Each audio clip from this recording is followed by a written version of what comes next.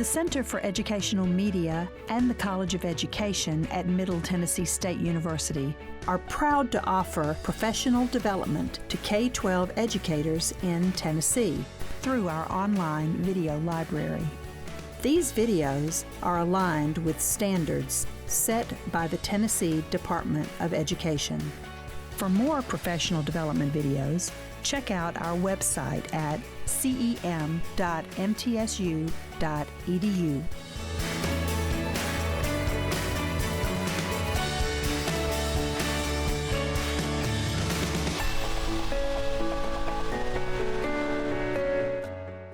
All right, I would love to introduce Dr. Rob Killen, and so we welcome him today.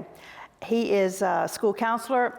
He's been a school counselor, been an administrator, and is an author. So he has a real varied perspective on the work of school counseling. Dr. Killen, welcome to MTSU. Thank you. Thank you very much. First of all, I want to say thank you all for being here in person. I know it's an effort to make it down here on a Friday, and leave your school buildings is always a hard thing to do. So appreciate that, and all of those who are online as well. Thank you for joining us online. Thank you to the College of Education and CEM for inviting me to come and do this. It's my honor and my pleasure. As was mentioned, I am a school counselor. Been a school counselor for over 20 years. Yes, over 20 years now. And so today I wanted to talk a little bit about practical tips, tools, activities, practical things. It says for elementary school counselors, but really any of the things that I talk about, they can be extrapolated to any level, so no matter what level you're on, they're not real kiddish, so you don't have to worry about that if you're not in that. And also for those online, if you want to check in to see, so we can see how many of you are on what levels, middle school, high school, elementary. In the room, how many of you are elementary based? Okay, good sprinkling. Middle school, the adventurous ones, all right. And high school? All right, we've got a good smattering here. Excellent, all right. So hopefully there'll be some things for everybody in today's presentation. I do want to share, again, like I said, some things that I've picked up along the way that will hopefully help you in your working with students, maybe make your time more efficient, which is always good because we never have enough time. And more importantly, make you hopefully more effective in your work with students. And that's my true goal here. So a little bit about me. I'm a child of 3 in my family, middle child. My brother's 10 years younger than me. Believe it or not, I grew up in Hawaii, and people say, the next question is, what are you doing here? I actually came to Nashville in the summer of '93. To work at Opryland USA theme park that we used to have here, for those who are old enough to remember Opryland, wonderful park. I was a puppeteer in the kids club show at the time. I was the only puppeteer. There's a costume character, and then there was an adult and 3 casts of 3 kids, who they're all grown up and have kids of their own now. But that's what brought me to Nashville. Coming from Hawaii, I had no idea where Nashville was on the map. Never heard of the Grand Ole Opry. Didn't even like country music, but I showed up and had a great time, made some great connections with friends. Came back the following summer and decided just to stay because I enjoyed working and finished up my schooling, and I've been here ever since. And so I have had the opportunity, before becoming a school counselor, I was obviously in the entertainment world as a puppeteer, and so after Opryland closed down, I still did a lot of various things, had the joy and pleasure of working on a couple of Jim Henson's movies, a couple of television and film things, writing and performing both, and it was a wonderful pleasure to do that. And then I did some home remodeling, landscaping with a friend of mine, and one very cold morning when it was raining outside and I'm pulling weeds in somebody else's yard, I thought I should rethink my life choices. And so I went back and got my master's in school counseling, and I've been doing that ever since. And so I'm happy to do that. Most recently, I have published my first book, The Story of Shapes, which is a children's picture book, but really it's more to facilitate discussions on diversity, how these different shapes come together, make more beautiful shapes, yet they retain their identity. So that's what that book's about. Excited to have that out this year. All right. First and foremost, school counselors is who I'm talking to today. And you've probably seen this icon. Back in 1990, ASCA, American School Counseling Association, decided to say, hey, we are no longer called guidance counselors. That no longer encompasses the realm and the scope of work that we do as counselors. We are now licensed professional school counselors. Whenever I'm talking to, whether it be administrators or other schools or people just talking about schools, as soon as they say guidance counselor, my skin kind of crawls a little bit. And sometimes it's a knee-jerk reaction where I just say school counselor to try to correct them. But I immediately kind of know where their mentality is in that. For me, guidance counselor has the term almost like you may call a bank and you are put in touch with a financial counselor. Or anybody can just throw around the word counselor, and it doesn't mean you have the training as a counselor, but you are just counseling or guiding people along the way. And so I appreciate the foresight of them actually changing the name and asking us to use that in reference as well, that we are not guidance counselors, but we are in fact licensed professional school counselors. All right. I like coming to school counselor conferences, conventions, because you can usually point out what level, or in my mind mentally, that people are on. For example, if we were to go to the first day of school, and if you were in the high school or college realm, this would probably be something that you would be wearing a little more dressed up, a little more refined. If you're in the middle school, you're prepared for battle, because every day is battle in middle school. And if you're on the elementary level, well, it's all fun and games, and we have fun all day long, all right? At least that's the perception. But it is quite funny. I can always, especially, there's not a lot of guys necessarily overall in the education world and in the classrooms, in counseling. And so to see them at conferences, the elementary school guys will be wearing Hawaiian shirts and walking around laid back, and then vastly different from everybody else. So I always find that funny, that you can always find the difference between the two. Going back to ASCA, and you all know this, I'm sure. The ASCA has come out with a recommended ratio of student to counselor. It is 250 for every student. That red line denotes where we should be. This is the national average. And they started taking statistics back in 1986, I believe that was. And so you can see the trend is actually going in the right direction. We still have a long ways to go. But back in the mid-'80s, it was vastly out of proportion. And some of that was due, in fact, that we as a profession were not as organized. And so now we are honing in on what does a school counselor actually do. That was pre-school counselor. That was guidance counselor, which at that time was a lot of folks that just got tired of being in the classroom and then transitioned into, I'll just be a guidance counselor and ride my time out until I retire. So now we have this standard of 250 per student. And if we break it down for the states, at the very top, you'll see that that is the national average that we just saw. The latest data they have is from 23-24. And so there are some states that are actually below that. And we can highlight one of them there. We have Vermont at 171, go Vermont. We have New Hampshire, 191. Hawaii, go Hawaii, just under the threshold, 249. And I'm going to go ahead and throw in Colorado, they're very close, 253. Now, if you're wondering where Tennessee is on that, here we are. We are at 429, which may look bad, but if you want to make yourself feel better, look at Arizona. And they have about 645 students per counselor. That is a lot. So we have a lot of work to do, but as you saw, the national trend is certainly trending in the right direction. And so I am appreciative whenever I meet other counselors because I know that it's not easy work. You go in every day. And the thing about being a school counselor, and you may have experienced this, is it's one of the few professions where you feel like you have to constantly justify, explain, and rationalize why I'm even doing what I'm doing. Am I actually working here on staff as faculty? And so we have to justify our positions nonstop, just simply because people don't understand exactly the scope of our work. And some of that is on us to let them know what we do. And so that's what some of the things I want to talk about today is how do we let others know what we are doing so that our profession has validity, they understand what we're doing, and the importance of what we're doing. Now, I'm going to start off by talking about how do we make our counseling program something that is unique, something that is indispensable, and letting other people know about it.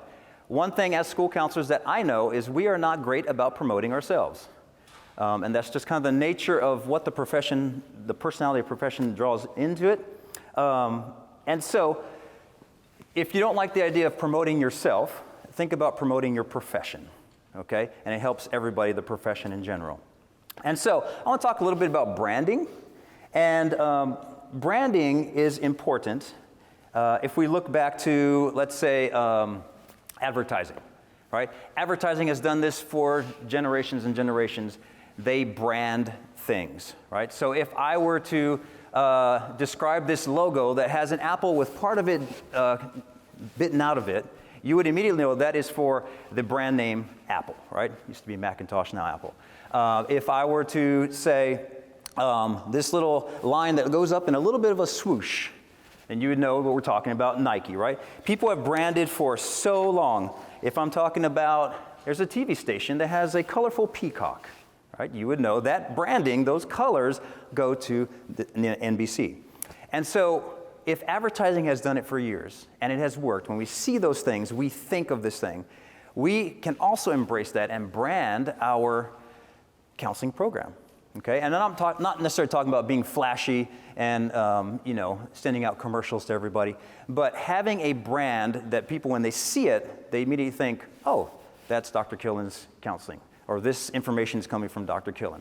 And it can be something so simple as your favorite color. I know back in the day when we used to hand out, send home flyers, not emails, right?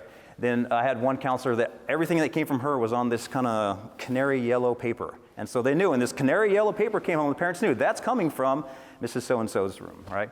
So it can be a certain color. I know some people that embrace, if they have a different hair, like bright red hair, then they maybe have an icon of bright red hair. I've worked with a guy that he's shaved his head bald but has a handlebar mustache. So that mustache is iconic for him, right? And if you don't like necessarily that, it can be really anything that is iconic or individualized for you. And so I'll talk a little bit how I branded my first counseling program. In 2005, I started in Metro Nashville. And then from there, I went to Curry Ingram Academy and worked with students with learning differences for 9.5 years. From there, I went to Murray County Public Schools, worked in central office as supervisor of counseling and mental health for the district. And then the past 6 years, I've been at the Covenant School. My son and I are both there. And so I got to serve there through the highs and the lows that happened there at the Covenant School. But my very first foyer into public school was in Metro Nashville. And this is kind of an aerial view of the building. And so I got there and I started setting up, fresh counselor right out of school. The arrow kind of points to where that's the front office area.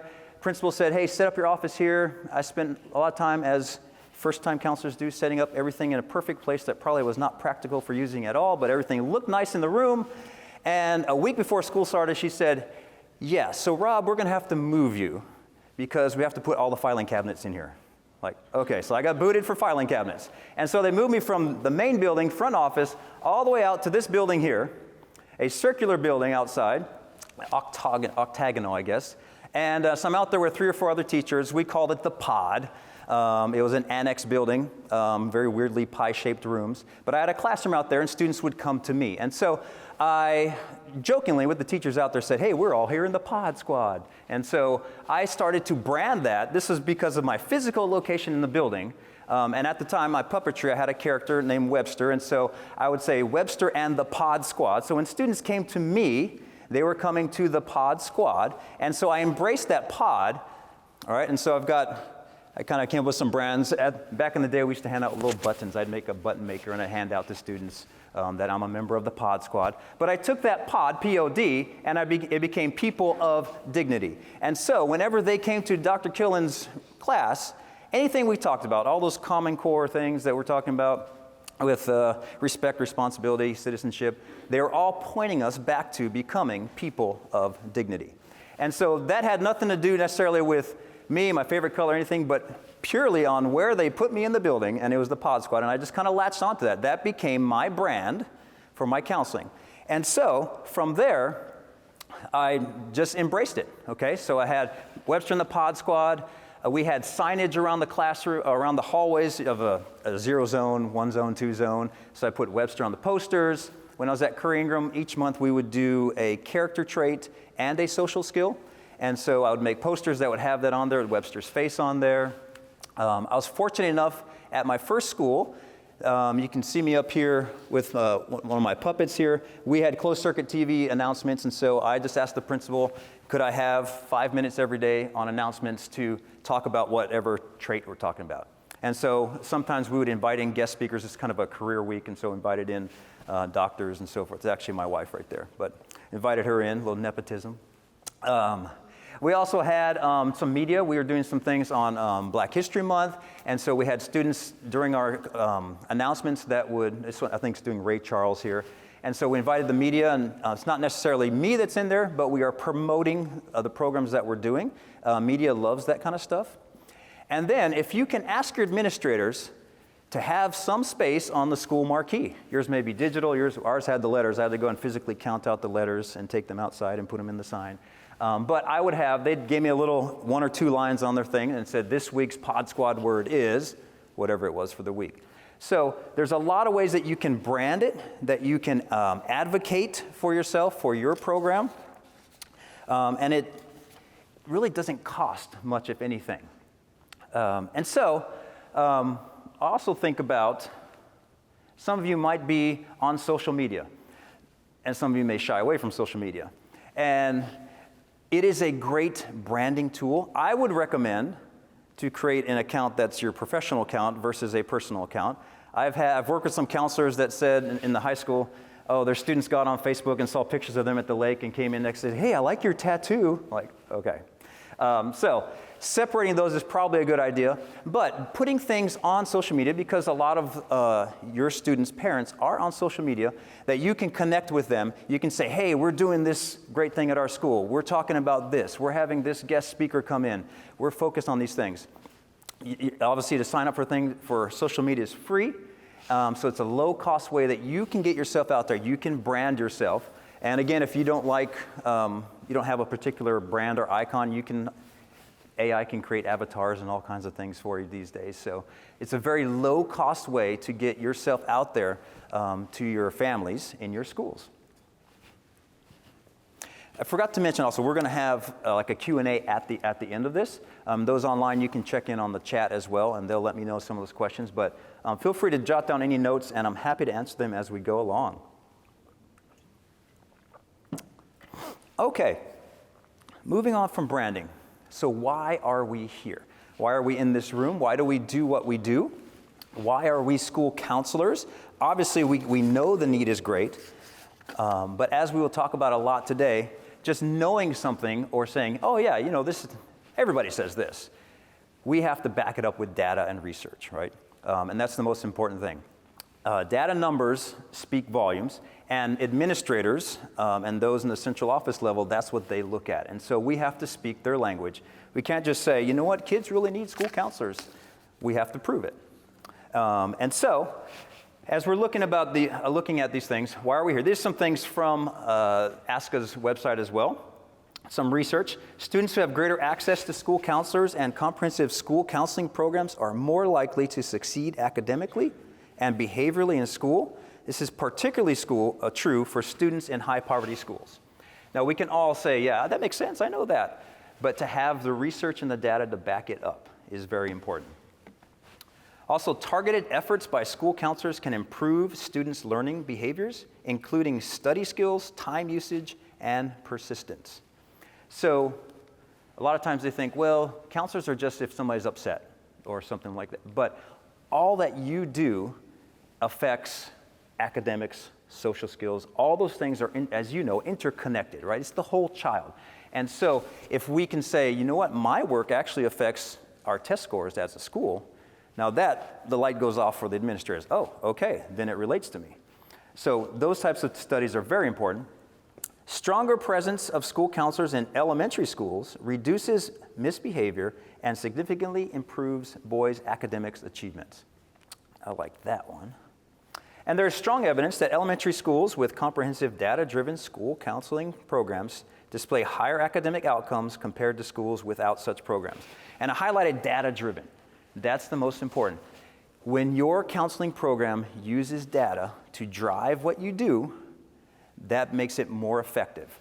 And it gives it more credence with those that you have to advocate for resources, time, and those sorts of things. So we're going to talk a little bit about how do I get some of this data that is so important, because it's not just going to fall out from the sky, obviously. Okay, so how do we get there? Going back to ASCA's recommendations, they recommend that 80% of your time is spent on direct or indirect services to students. Only 20% should be, no more than 20%, fair share, so lunch duty, car line, those types of things. Now, I realize this is in an ideal world, and working at the central office level for a few years, I realized butting up against with principals, advocating for counselors, but then talking to principals like, we just don't have enough staff to do this, and we don't have enough staff to do this. For elementary school counselors, it's the age-old battle of they want to put you into a rotation, right? A specialty rotation, because that gives teacher planning time, right? They go to you and teacher gets planning time. Logistically, that works great. It also ties you down where you don't have the flexibility when there is a true crisis that comes up. Sorry, I have a class. I've had to do that where I've got kids coming into class and I've got an emergency and like, sorry, I can't deal with that. I got 25 kids coming in my room right now. And it's a horrible feeling. So this is an ideal situation. And so I had to work with some of the principals on how do we get creative with scheduling staff, different types of things. Some schools I had to concede like, okay, maybe they can do 1 day a week for these types of things. But this is the ideal, all right? 80% in direct and indirect services. So direct, we're talking about actual instruction, actual counseling, things that are really one-to-one or with groups of students. And indirect would be consultations, meetings with parents, those types of things. All of those are services for students. And again, this is the ideal standard that ASCA recommends, and it is the golden standard, but sometimes it doesn't play out. And so, again, we have to be the advocates for that. And we can't just say to our principals, hey, I really need to be available for students. Like, well, what are you going to be doing during that time, right? So we have to have the data that says, well, I'm doing these things, right, to show them what are you doing. Because, once again, we need to constantly explain, justify, and advocate our position. When I was, right before my first counseling position, I was doing some internships, and I internshiped in a middle school, and this was the counselor, not actually her, this is a general graphic, but every morning I would come in and she'd sit at her desk reading her newspaper until about lunchtime. And I'd say, hey, do we need to do this? Yeah, go ahead and do that. What about that? Yeah, go ahead and do that. But she was going to read her paper until it was all done. And at the elementary level, the perception is we just play with kids. We just have fun. They come to your class, they play games, they leave smiling, give them stickers, give them little pieces of Skittles, and it's good. That's the perception a lot of times that counselors have, unfortunately, is that either they sit in their office, they're not doing anything because they don't see you physically instructing a group of students like you would a teacher, or they're just playing with kids, right? And so, again, we need to advocate. We need to keep track of what are we doing to show our administrators. Again, we have to constantly advocate and explain and justify our positions. But that's okay, because it's worth it. And so, we have the accountability piece. We have to be accountable to our administrators if we are going to ask for more time to do things and that sort of thing. So, again, time. We just saw the 80-20 recommendation. And it's one thing to say, you know what, I spend too much time covering classes when we don't have subs. It's another time to say, look, this is taking up 25% of my time, right? And you can show that data. So, a time tracker, as tedious as it is, and some of you, does anybody use time trackers out there? Nobody? Okay, sort of. Now I know you can go with SCUDA has one, I think, that you can do. It's like $200 a year, so it costs money to do that one, where it's a time analysis program. When I was in Murray County, for myself and my counselors, I created one. I had to do a ton of research on Excel spreadsheets to try to figure this out. But this is what I created, which looks crazy right now, but I can kind of zoom in some things. But I created this, and I actually put this available on the website if you guys want to use this. This, you can adjust what it says in each of these categories. This was for a private school, so we had chapel and different types of things. But all the things you see listed on the bottom left, they're all in these drop-down boxes. So if I go to May 13th, 9:30 to 10 o'clock, I can choose from my drop-down, click on what it was, and it populates down here, so I can see how many hours I'm spending. And I've done this, I separated so I don't have 180 things on my spreadsheet. I just do 9-week periods on my tabs. But I have a pie chart that I can take to my administrator and say, hey, look, I really have been spending X amount of time on this, and really, I need to be spending this here, right?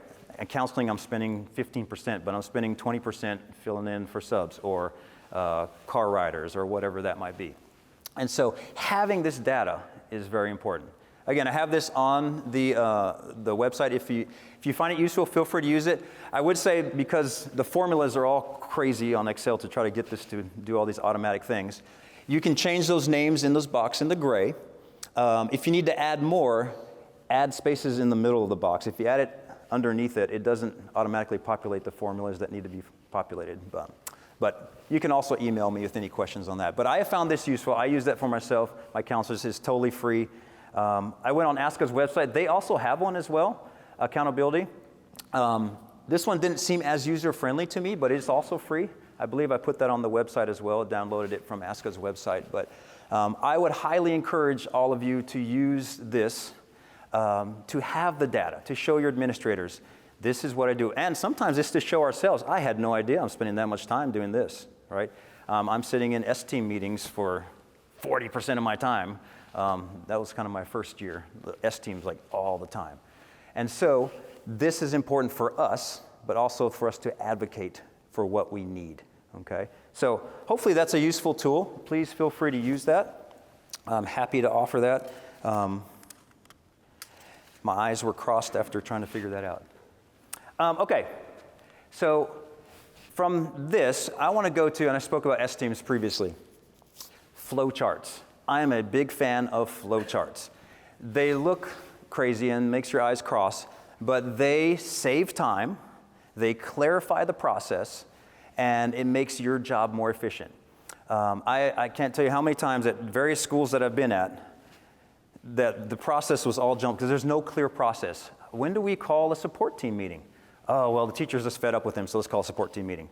Or, but this teacher's already tried 6 weeks of interventions for RTI, and so they have the data to back it up, and they want to have an S-team, but they're all over the place. And so when I was in Murray County, I sat down with our special ed teacher because a lot of times they just want to jump right to special ed. The student can't learn, go to special ed, right? But they haven't gone through the steps, and special ed fights back, says, you haven't done all your testing, so we can't do anything with them until you do all that. And so it's a back and forth, back and forth. So I sat down with our special ed director, and together we came up with this process for support teams. Now, I have this also on the website for you to download. Please, please, please, if you use this, you need to talk it over with your administrator. You can't just say, boom, this is what we're doing.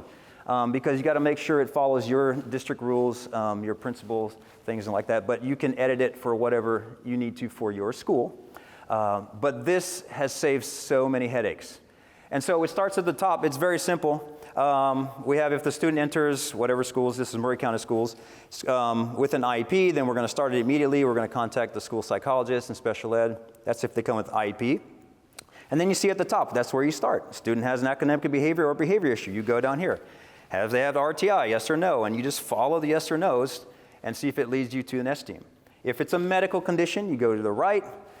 Is it impacting their educational academics? Yes or no? And you can see how it funnels down into the actual S-team process. So before we call an S-team and teacher says, we've got to have a support team meeting. Have you done all these? If everybody's on board, you got to do all these before we can get there. So it saves you from going back and forth, if this is something that you have in place. And at the bottom of this, the support teams, and we have listed out here who needs to be on a support team meeting, and we said that there are 5 outcomes that can come from a support team meeting.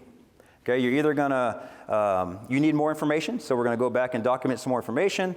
We're gonna add some additional strategies or interventions. We are going to have a 504 referral. We're gonna have a special ed referral, or we're gonna terminate the process.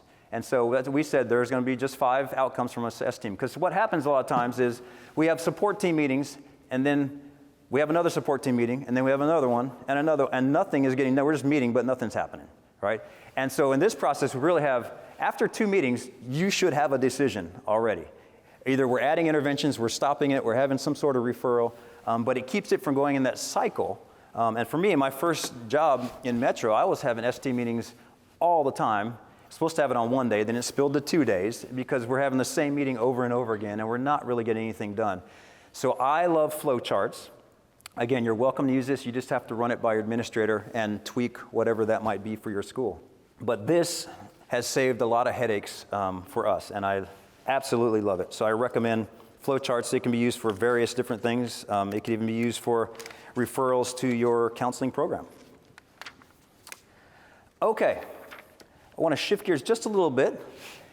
And speaking of support team, these types of services, a lot of times, and you no doubt have seen this, children come to you and they already have issues. So it's nothing that happened in school. It's things that we have no control over, but they're bringing that into school. And so, show of hands, how many of you are familiar with ACEs, Adverse Childhood Experiences? Should be most of you, yeah, okay. ACEs was a wonderful study. For those who don't know, it was done by Kaiser Permanente back in 95 through 97, where they surveyed about 17,000 people. Now, being a medical group, they already had access to these medical files. So they surveyed these 17,000 people that were already with them, and then they compared their ACE scores to their medical records. And what they found was a pretty strong correlation between the higher the ACE score, the more health issues and different types of things would happen. Now, granted, from the start, their data was a little bit skewed. As you can see here, they had about 75% of their survey population was white, 75% went to college, over 85% were 40 years and older, 46% of them were 60 years and older. So it was an older population of white folks that were largely educated. But even though it was kind of skewed on the initial data, this has proven to hold true for the most part, that the higher someone's ACE score, and we'll go over that in a little bit, the more social emotional, the more physical, different issues develop. So, again, ACEs is Adverse Childhood Experiences, and I have some of the sample questions up here from the original test. It basically says, before the age of 18 has so and such happened to you. And it's a simple yes or no. And the more yeses you have, the more likelihood of adulthood issues that you might develop. And the reason that is we have found with brain studies and brain architecture and brain development is that those early years are so critical. And so if there are childhood traumatic events, childhood issues that happen before the age of 18, it can actually physically alter the way the brain architecture is working together. And so this is where some of the issues start developing. Now, I mentioned I worked with a gentleman for doing remodeling for years. And when we remodel some houses, no doubt there's some things that you can see like, this was never built right from the start. This foundation was horrible. That's why this pillar fell down here, right? And so the foundation is the most critical part that we're looking at. And I love the quote by Frederick Douglass. He's credited as saying, "It's easier to build strong children than to repair broken men." And so that's what we're looking at. If we can mitigate some of these childhood adverse experiences, then we can have healthier adults. Because it costs more and it's harder to try to fix adults once everything's already in place and been there for a while than it is to intervene with children at a younger age. So prevention is always cheaper than remediation. And again, when we talk about ACEs, we're talking about a couple of different types of stresses. So there's a positive stress, right? Which would be going to a new school, meeting somebody new for the first time, presenting in front of a group, right? This is a stress, but it is a positive stress. You see a little graph at the bottom where it shoots up really quick, but after it's done, it goes back down, okay? That can be positive to get us motivated to do certain things. In the middle is a tolerable stress. And so this might be something that's a little bit longer. You see the graph, it goes up and it stays kind of high, but it eventually tapers off. This could be, death of a relative. It could be something like a broken arm, a surgery, a prolonged illness, something that is a stressor that lasts for a while, but eventually it kind of tapers off. But what we're talking about with ACEs would be this last category here, this toxic stress, where there are events that are happening, but it's ongoing, and it stays high. That stress level stays up there high. And so what that does is the body then starts releasing stress hormones at a constant level. Those stress hormones were meant to just be, there's something going on, stress, fight or flight or freeze, and then we're safe and we can get back to our normal state. But for these, it's a constant state going on. And so the body of a child is being constantly inundated with these stress hormones, and it damages the developing brain. We can see that, and some of you may have seen these PET scans of brain activities. On the left, you'll see it's kind of a normal functioning child that does not have a lot of ACE scores. And you see the red is a lot of activity, green is kind of moderate. If it's darker, then there's not much activity going on. On the right side is the PET scan of a child that grew up in a Romanian orphanage, a lot of neglect, some abuse. And you notice especially where they circled it, that's the temporal lobe. So that is where emotional regulation happens. That's where sensory input happens. And there's not a lot of activity going on. But if you notice towards the bottom, that's like more of the brain stem, and that's where most of that red is centered. That's survival, right? And so the frontal lobe is not developed at all. There's not much activity going on there. And so these childhood experiences, this tragedy, these stress hormones, toxic stress, physically changes the way the brain works, and it alters that. And so we wonder why some of these kids that we get coming to us, like they can't sit still. Their emotions are just off the charts. They're doing all these things, and we don't know why. It's probably because they have had some of this toxic stress at key critical developmental times in their life. And so they physically have a difficult time with these things. Some of these experiences in 3 categories: abuse, neglect, and household dysfunction.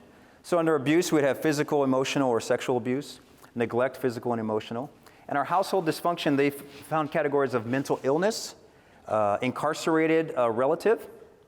Ironically, when they talk about abuse, the original study was only abuse towards the mother in the house. That was the original one. Substance abuse and divorce.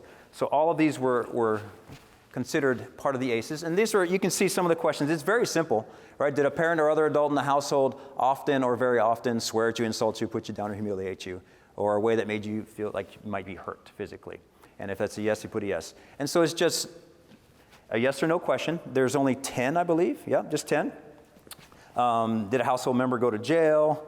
Or your parents separated or divorced? Enter yes, and you would just add up the scores. So it's a very simple survey. And again, Kaiser Permanente took that, compared it to their records.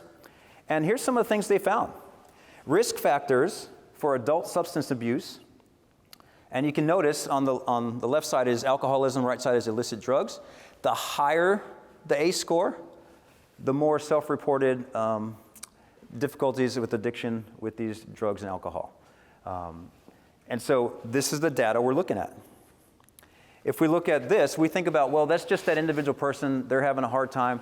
But ACE scores really affects us as a society, because if you look at this data, it starts to become an economic strain on society.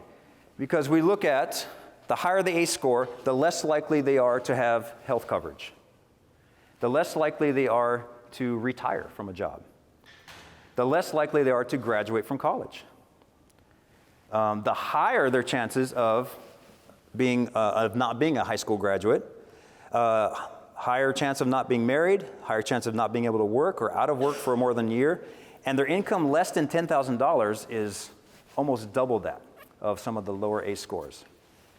And so this then becomes, it's not just a them problem, this becomes an us problem, right? This is all of us. And as we, again, look at the scores, they have found that if someone has 4 or more ACE yeses, in general, they might have a 5 to 10 year less life expectancy. If it's 6 or more on the ACE score, it might be up to 20 years less. And so some of these correlations are pretty strong. This is a study that I found very interesting. They did a study trying to figure out, can trauma be passed down genetically? And so they took these mice, and what they did was they had these mice, and they would introduce a smell of cherry blossom. So they have this cherry blossom smell, and then they would shock the bottom of the cage. And so pretty soon the mice figured out, when I smell cherry blossom, something's going to hurt. And they start getting agitated when they smell cherry blossom, even though the shocks had stopped. And so they took these mice and bred them with other mice that had no trauma at all. And the children of these mice, they would introduce the cherry blossom smell. And the children of the mice would start to get a little frantic when they smelled cherry blossom. They had never been shocked. Their moms had never been shocked. It was all the dads, but it got passed down. It even went to the grandchildren would still have those effects. And so what that tells us is trauma, even though it had stopped, sometimes those things can still be passed down.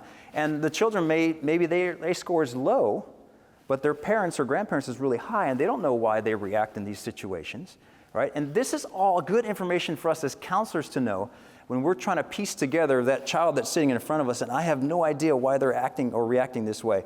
This shifts our mentality from saying, what's wrong with you, to what happened to you that causes you to react this way, right? So it's a shift in the way we think, because it's easy to say, man, what's wrong with that kid? Or to what happened to that kid that causes him to react that way. Since the original study, they've figured there are some quote unquote newer, they've been around forever, ACEs.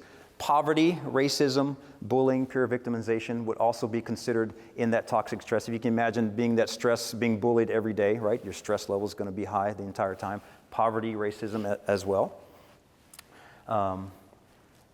So I want to go over a couple activities that I've used with these, and these can be things you can implement any level in your schools. You can take them tomorrow.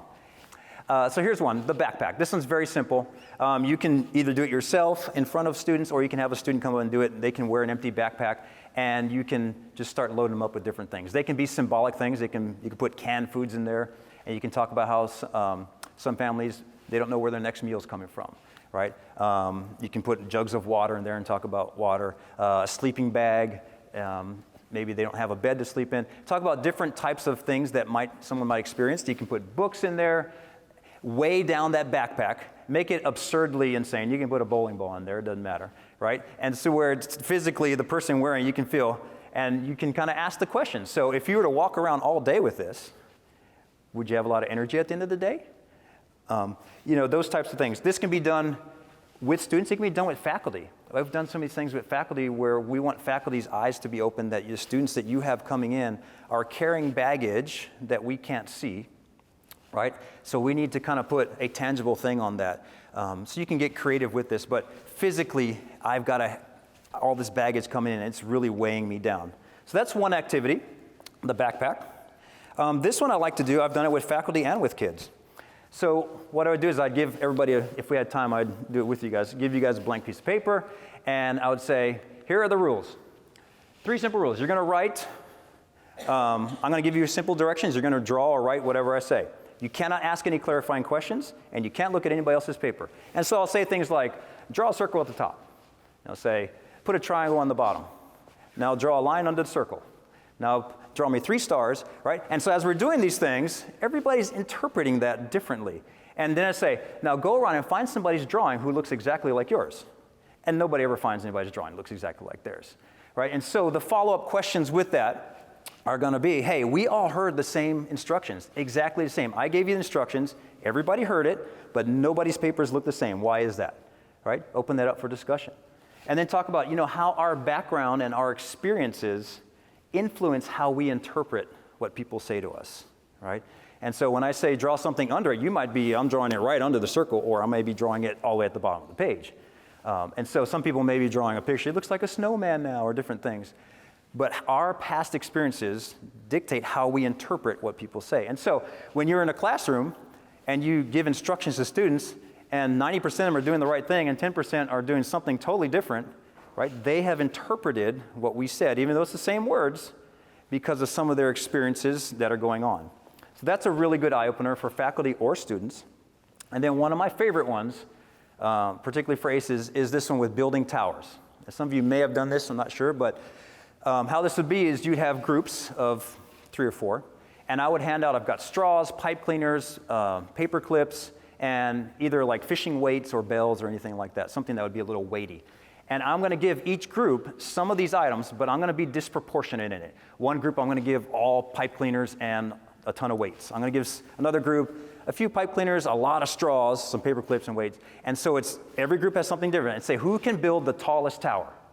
And so they'll spend time, and it won't take long before you'll have a group that says, hey, it's not fair. They got all the straws. We only have pipe cleaners. They won't stand up with, you gave us all the weights. That's not, and they're saying, it's not fair, it's not fair. And so you can see where the discussion comes from there, right? The cards more or less that we've been dealt are not fair, right? So where I was born, I had no choice in that, right? Who I was born to had no choice in that.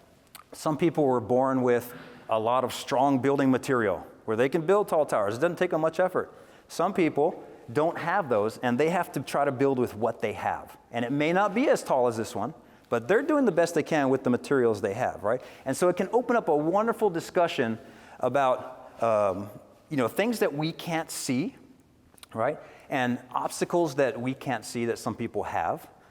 We can see a physical disability, somebody's missing a limb or something like that, but we can't see those internal ones. And so this is a wonderful activity. I highly recommend doing this even with faculty to kind of open their eyes to some of the students that they may have coming into their schools. Okay, and before we move on from ACEs, just a caution that when we talk about this, some people are like, oh, this is so doom and gloom. These kids are like messed up for the rest of their life. It's not destiny, right? This gives us an understanding, and the statistics that we just saw correlate for someone with no or minimal intervention, okay? And so what we have found is that if we can intervene, if we can scaffold, come around with supports, they don't have to be that statistic, right? We can't totally negate what happened to them, but we can support them. It's like in that building structure, it's like they're struggling to get it because they've had no straws, and we come around them and we give them about 2 or 3 straws, and now they can finally start building their structure, okay? So this, again, is an eye-opener for us as adults and educators, and particularly counselors, that we need to support these students that we know probably have pretty high ACE scores, or they come from families that have that, so that they don't become a statistics, right? And they can become success stories, and they can go on to great things. So I didn't want to leave you with doom and gloom there. Unfortunately, though, with doom and gloom, I'm going to the next subject. So I want to spend some time on this, too. We're going to end on a positive note, so don't worry. Suicide prevention. And normally we just think about that with high school, maybe middle school, but it is trickling down to the elementary as well. This is a very pertinent thing with mental health. And this became kind of close to me in Murray County. When I got there, my very first couple months, I would have some counselors contact me and say, do I need to call mobile crisis for this? And like, because they're not going to come out, or they're just going to say not do anything. So one aspect was they really did not like mobile crisis. And so I actually got the head of mobile crisis come and talk to our counselors and just had a gut level, hey, this is what we need, you guys aren't doing this, and we got it all worked out so where we could trust them. That was the first step. Second step was I realized that counselors were just using their professional judgment on assessing and triaging suicidal ideation. And so a student may say something and one counselor would think, they just had a bad day. They just say those things, and then they wouldn't bother. And the other person would be, oh my gosh, they said this thing. No, I got to call this, I got to call that. And so it's vast different responses. And I was thinking to myself, there needs to be a standardized approach to this. So we do the same things, and so students don't fall through the cracks. And so I started doing some research, and I couldn't find one that had everything that I wanted. And so I just created my own. I got with TSPN, Tennessee Suicide Prevention Network. Scott Ridgway was the head of that at that time. And I contacted him and got his input. And I created a packet for whenever a student presents with suicidal ideation. It's on the handout section of the website. This will also need to be checked in with your administrator and names and numbers altered for your school. But what this is if a student presents with a suicidal ideation, you just go and print off this whole packet, which has got a bazillion pages in it, but you print all it off, and it walks you through everything. Because I don't know about you, in a crisis situation, especially with suicidal ideation, my brain is spinning. And I can't really think, oh, should I do this? What do I do again? I don't want to have to think about that. It's already been done. I print off this packet. It has a checklist. Do this, do this, do this. When you call the parents, this is what you say. This is what you write down. Here's the form. It's already printed off in the packet. Give that to the parent. Okay, so I'm going to walk through that real quickly with you.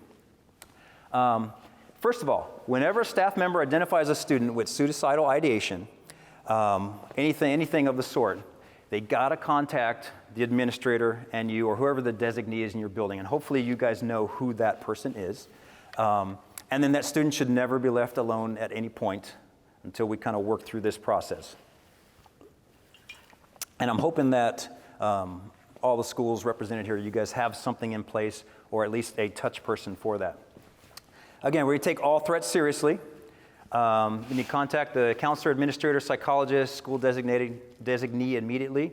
Never leave the student alone. And here's a key one. When we're talking and educating your staff at your school, your faculty, let them know they cannot promise confidentiality at this point, right? Oh, I won't tell anybody about this. If you guys all know as a counselor, right, if they talk about harming themselves or other people, we cannot keep that confidential at that point. They have forfeited that right, and this is for their safety. And so we cannot promise that to the student. So, part of the packet, and it'll have everything laid out in there. Form A, it does Form A on this page, Form B on this page. So it tells you where everything is on a little checklist. Whoever is the teacher, it could be a teacher, it could be you, could be somebody else. Whoever identifies, hey, the student said this thing. They're the ones who fill this out and give that to you. Okay, it has everything on there. It's not too intensive. And so this is part one. And then this part here, anybody familiar with the Columbia Suicide Severity Rating Scale? Great, perfect, yes, CSSR. So when Mobile Crisis comes out, they're gonna be doing this anyway. And so what we did is we got our counselors, you can go online, the link I have there, it's also in the handout, that you can go and take the tutorial, get yourself trained. There are 2 scales. We do the screener, we don't do the other ones a little more therapeutic. It'll talk about inpatient and all those types of things. But the screener is very simple. We modified ours a little bit just so it makes more sense because there's still a lot of ambiguity in the original. But it's all on there, and you just ask these questions. And is it yes or no? And then at the bottom, what the original one didn't have that we put at the bottom was, what do you do at certain things? If you stopped here with the yeses, I'm going to contact who, right? And so there's no guesswork. This is where we are. This is who I contact, okay? And so this is extremely helpful that we found because everybody's talking the same language. When you call Mobile Crisis, say, I've already administered this. This is what we have. It saves time, and you're speaking their same language, which is very important. Okay. One caution, and you guys know this, but your faculty may not, is issues of abuse and neglect. If the reason for their suicidal ideation is because of abuse by a parent, we do not contact the parent. Normally we do contact parents, but if that's the case, we go right to Mobile Crisis because that is the source of the suicidal ideation. We're not going to put them back in that situation. And all these things that we're talking about here are all documentation, right? We need to document, and it goes to our data, which is very important. Okay, parent contacts. So this is the very important one because I've talked with the student and now, oh man, I got to call the parents and tell them about it, right? That's kind of my worst nightmare to call a parent with that. This has everything on there. So I'm going to provide my name and position in the school. So it has a checklist, state all these things. So I don't forget to say all these things, right? And you have them come in. Tell them what you've done. You document their response. I've had some parents that are extremely concerned. I have some parents that are like, I don't know, I'll get there when I can. And I have to document that, right? They're not really concerned about that. Document. And then when you meet with the parent, this is what, you give them a thing that says, I've been informed that my child has had these suicides. So like they have to sign it, right? So I told the parents that they had this, okay? So we have all these things in there. Meeting with the parent, we give them a little thing that says these are some warning signs to watch for at home. We ask if there's if they want to sign a consent where we can contact maybe their physician or if they have a counselor already, those types of things. So a consent form, your school may already have one, so you could supplement that in there. A safety plan at home. And again, Mobile Crisis may be doing this for you, this part as well. We have this brochure from TSPN, which is Suicide Proofing Your Home. It's the front and back that we can provide for them. And then a plan for the student's return, right?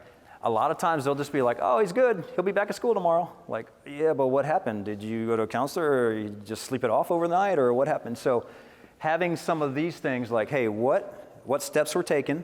Who do we document? And we plan for that as a school. And we also want to have a follow-up meeting. Ideally, we don't want the student just going back to class like nothing happened. Right? We want to have a plan. We want to share the plan with the student and have a designee person in the building that the student can check in with. And they're just not on their own. Just see me if you need me. Right? We're not going to do that type of thing. So these are all very important documents. Again, it's all in that packet. If something happens, print it off, and it'll just guide you through there.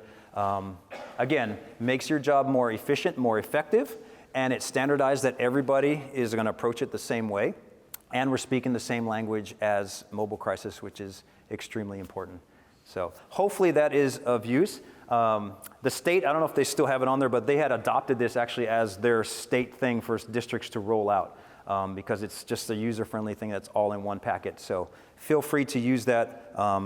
I served on the Governor's Council, Advisory Council for Suicide Prevention, and so that's where all this kind of came through. So please use that. Hopefully it'll help some students. All right.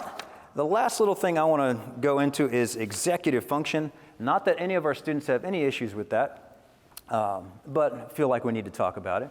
Executive function. Now, we all know that's not fully developed until probably mid-20s or later for boys. And so, yes, it will be an issue, particularly elementary school, but all through middle and high school.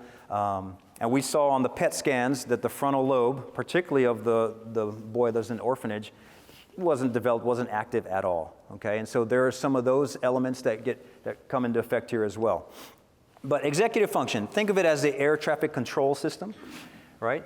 And so there's a lot that has to be navigated, right? There's planes coming in, planes taking off, planes taxiing, doing all these types of things. One's delayed, there's a storm rolling in, right? And we have to be able to adjust on the fly. And executive function is the thing that actually allows us to think about cost and reward, right? If I jump off of that balcony up there, I could hurt myself. That's my executive function thinking. Now, there's some students that don't have it, like, that would be awesome. I'm going to jump off of that second-story building. And that's as far as their thinking gets, right? They can't think, well, that could hurt, and I could break a leg, or I could get seriously injured. And so, executive function, the higher our executive functioning when kids come to see us, obviously they're more ready for school, but we don't get to decide that. And again, all these background things like ACEs and different types of things can affect that as ourselves. So I want to talk about a couple activities that deal with executive function. So some of these are pretty fun. Social autopsy. Anybody in here familiar with Rick Lavoie? Nobody? Okay. He did a lot of work with students with learning disabilities up in New England area. Got to know his work when working at Curry Ingram. And we use this a lot, social autopsies. So a physical autopsy would be if there's someone or an animal has died, they would physically autopsy the body to figure out what was the cause of the demise, okay? And they don't do it at the scene, they take it back and do it somewhere later. Similarly, social autopsies are not done in the heat of the moment, they are done later. But there's just some simple questions. First of all, what happened? Okay, so if there's a situation where two boys got in a fight, okay, like, what happened here? Let's do an autopsy of this social interaction. So what happened? And then what was your mistake? This may be hard for some students, especially younger ones. They may not know. We might have to guide them to that. What social error was made? So sometimes it is a social error. It's maybe they didn't know any better, or maybe they did and they decided to do it anyway. But writing that down, and then what would you do next time or in a similar situation if it comes up again? So here's an example, all right? So what happened? Johnny yelled at me and shoved me, okay? So what was your mistake? Well, I told Johnny that his haircut looked like my dog's head, all right? So Johnny didn't like that. What was my social error? Johnny didn't ask for my opinion, and I don't have to say everything that pops into my head. That's an eye-opener for a lot of our adolescent boys. You don't have to say everything that pops in your head, and even just reminding them of that. And so what would you do next time we're in a similar situation? Well, if he asks for my opinion, I can be honest but kind. And if I can't think of anything, I can keep my mouth shut. Now, some of this sounds very elementary, but sometimes even for middle school and high school, they just need to walk through this. This works really great with students that do have a learning difference of some sort, particularly students on the spectrum, to walk through this. And you can create a social story from this as well that can kind of coach them for another situation. But social autopsies are wonderful. And again, Rick Lavoie is the one who kind of coined that phrase. Here's another one. This is also really, really good for students on the spectrum, but really for any age. Watching sitcoms, the cheesier the better. Actually, truthfully, this works best with soap operas, but I'm not advocating watching soap operas. But watch it with the sound off. The cheesier the better, because they're animated, their voices, their eyes are doing all these weird things. But for some of our students that have a hard time reading body language, watching these with the sound off, and then you just stop it at minute 3 and say, what do you think? Like, what do you think they're feeling here? Do you think they're happy with each other? They're angry? You think they're going to be friends? What's going to happen? Ask them without any audio. They have to physically just see what is going on physically with body language. And some of our students have a hard time reading body language, but this is a wonderful way. Now, if you're showing something, you might have to check with parents to get permission depending on what you show. But I have done this with some students with some movies that are kind of over the top cheesy and like, yeah, they look like they're kind of angry at each other. Then we play back with sound and see if they're right. But that's a wonderful tool to use. Sequencing. I've done a lot of movie and film work, and there's a lot of sequencing in that. But this is an activity that's wonderful. So if you had, again, a situation that came up, it's like, hey, how did you end up doing this? And you say, well, first of all, this happened, and then that happened, and then this happened. You can physically write it down in boxes. You can take a blank piece of paper and just draw boxes on it, or you can print off a sequencing page. Now, some students may not be able to do this. I had a prime example when I was at Curry Ingram. There's a student that was on the spectrum, and there was a big bully situation in the locker room. He was the one that was targeted, but he ended up pushing somebody who fell over and cut up his arm, and so now the one who was being the aggressor was the one that was bloodied up, and everybody was like getting mad at this guy, even though he was retaliating. So like, what? We're trying to clean up this mess. And I asked him, so what happened? Like, how did this happen? I don't know. I don't know. He couldn't figure it out. And I said, okay, I just had a flash. Why don't we work this in reverse? So I said, okay, we know what happened at the end. You pushed him. What happened right before that? Oh, well, he said this and everybody was laughing. Okay, what happened right before that? I did this. So I had to say, what happened right before that? What happened right before that? And we worked it backwards. And before I knew it, we had about 25 things that set this in motion. He could never have told me that in the forward action, but going right backwards, you could do that. So sequencing is a wonderful way, whether they struggle with executive function or with social skills, whatever it is, even for adults, like, I don't know, right? But again, this has to be done not in the moment. If the levels are still high, it's not going to work. Along the lines of sequencing, this is something I created, which is pretty fun. Crazy sequence is an activity you can do with a group, classroom, whatever. You can make however many of these you want, depending on the size of your classroom. But it's very simple. I cut out these little pieces of paper, and I give each one of them one piece of paper. So what do I have? 1, 2, 3, 4, 5, 6, 7. So it's like 28 of these or something in here. So like the first one would say, when somebody pretends to sneeze, right? So when someone pretends to answer the phone, sorry, I can't read my own writing up here. When someone clears their throat, then I am going to pretend to answer the phone. And then somebody has the next one that says, when someone pretends to answer the phone, I'm going to stand up and raise my hand. And the next one says, if someone stands up and raises their hands, I'm going to cluck like a chicken. So it's a sequence. In a group, they have to watch for their thing. And if we mess up, we got to start from the beginning, right? And so everybody, oh, you messed up, you got to go back to the beginning. But pretty soon they're honing in on, I got to watch for that person. Okay, then I do my thing, okay? And then you can also I'm going to switch everybody's things and we do it again. But I have to pay attention to people to know when I need to do my thing. So it is an executive function where I have to watch the room and then I have to then do this thing. It gets really tricky when someone say, I want 2 of them, and they're having to watch 2 different things at the same time to see their wheels start turning. But this is a wonderful activity, and they have fun with it, and they'll never get it right the first time, but it's a great tool to have. I probably did not do well at this today. The saying thing, talk for a minute and don't say the word Now, we can make this more difficult and say you can't say a word that starts with the letter B or something to that effect. This is also a good tool if you're talking about learning differences or maybe students with dyslexia or processing skills and trying to garner empathy for them, right? And say, hey, why don't you get up there and talk about this basketball game, but you can't use any words that have B in it.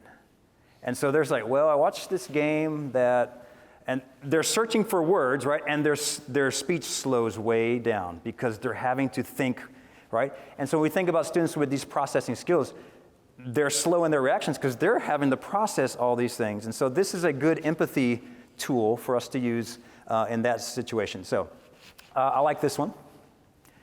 Here's one very similar. This is out of this Energizers book that I got, which is a wonderful book, Chuck Olson.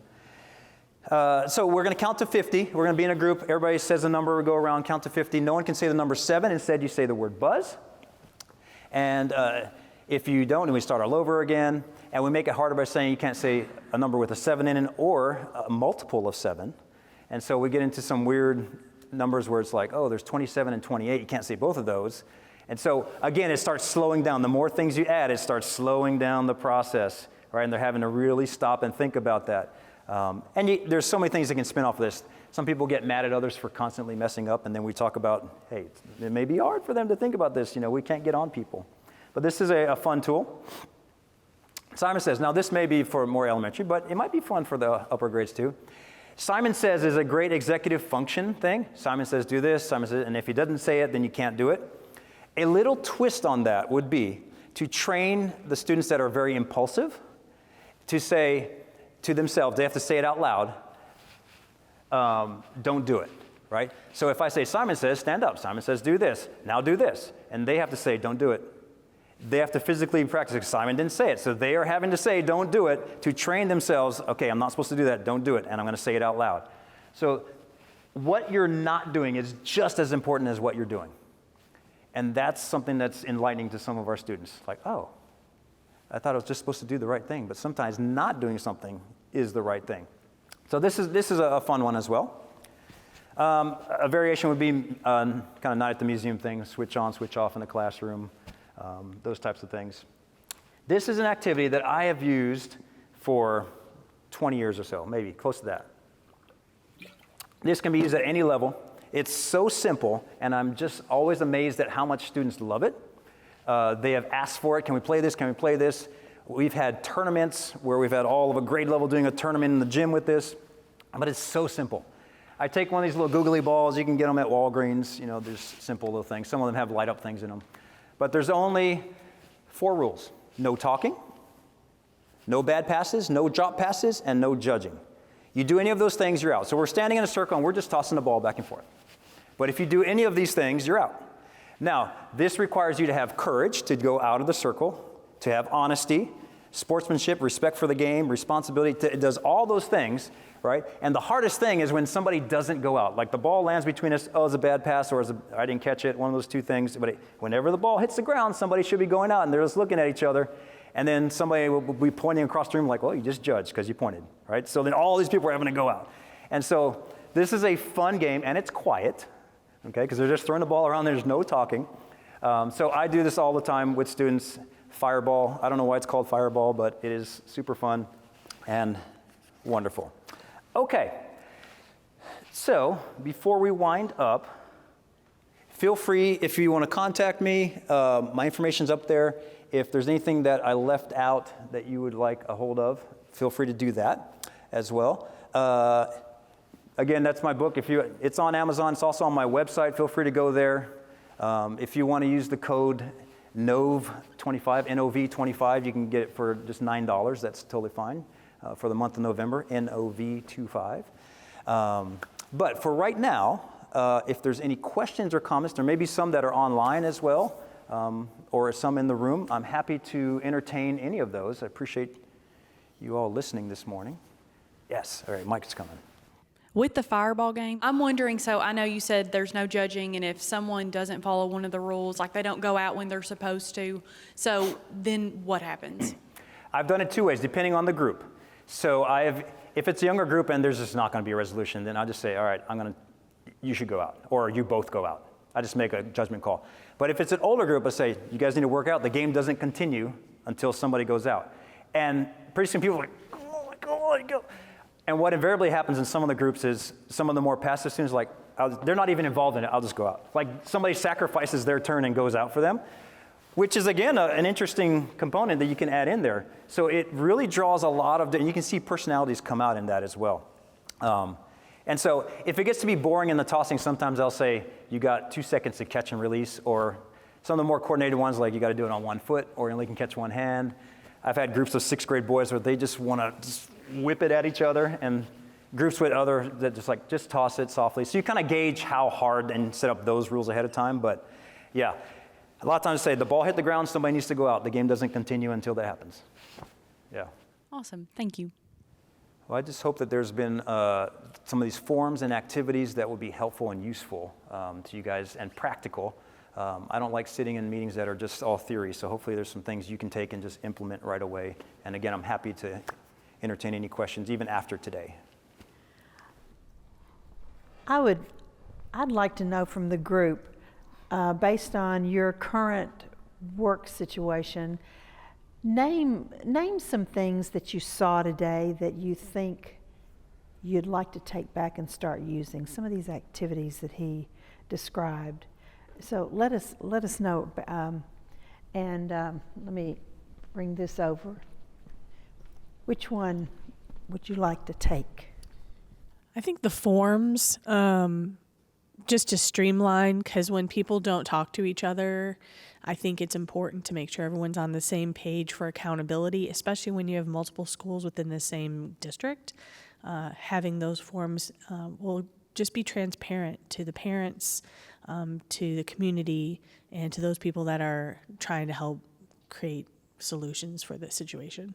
Yeah, I'm all in favor of standardizing. I want to treat every situation the same as much as I can, yeah. Definitely taking back the mobile crisis PD development with our team, our crisis team. I feel like there is a misconception that, mobile crisis won't do anything. So we can understand their procedures, their policies. So I think that was a great idea and suggestion.